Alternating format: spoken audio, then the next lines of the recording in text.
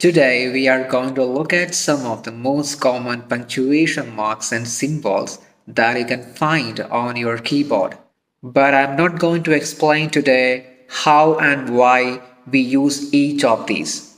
However, I'm going to make sure that you know what we call them and how we talk about them in English. First, we have this thing that we put at the end of every sentence. In the United States, they call it a period. In the United Kingdom, they call it a full stop. However, when you read the name of a website or an email address, you can just say dot. Next, we have this punctuation mark that we usually use to separate ideas, and this is called comma. This thing that you put at the end of a question is called a question mark. And this thing that shows excitement or anger is called an exclamation mark.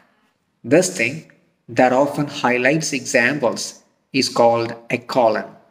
And this thing that is used to separate clauses is called a semicolon. This thing that you use to create contractions is called an apostrophe. These are called quotation marks because we use them to separate a quote from the rest of the writing. A quote is something that someone said.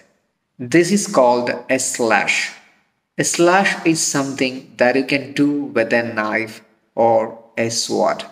You can either stab or slash. This is called a backslash because it is a backward slash. This thing that is used to connect words or part of words is called a hyphen. This thing is called a dash. It looks like a hyphen, but it is longer. This thing that you might use to create a space in a username is called an underscore. These things that are used to insert additional information are called parentheses. This thing is called the @ sign, but when you are reading an email address, you can just say @ This thing is called an ampersand, but honestly, I don't think that I have ever said this word before. This thing that you have probably used on social media is called a pound sign in the US and a numbered sign in the UK. This is called a dollar sign. This is called an asterisk. Now let's apply these to our real life. Your friend is giving you their email address. How do you think they would read this email address? john.english@english.com. Now someone is giving you their Wi-Fi password. How do you think they would read this? Uppercase B, lowercase b, underscore, dollar sign, pound sign, 5, @ asterisk, lowercase b, uppercase B, question mark, exclamation mark. Now finally, let's look at the URL of this YouTube channel. What do you think?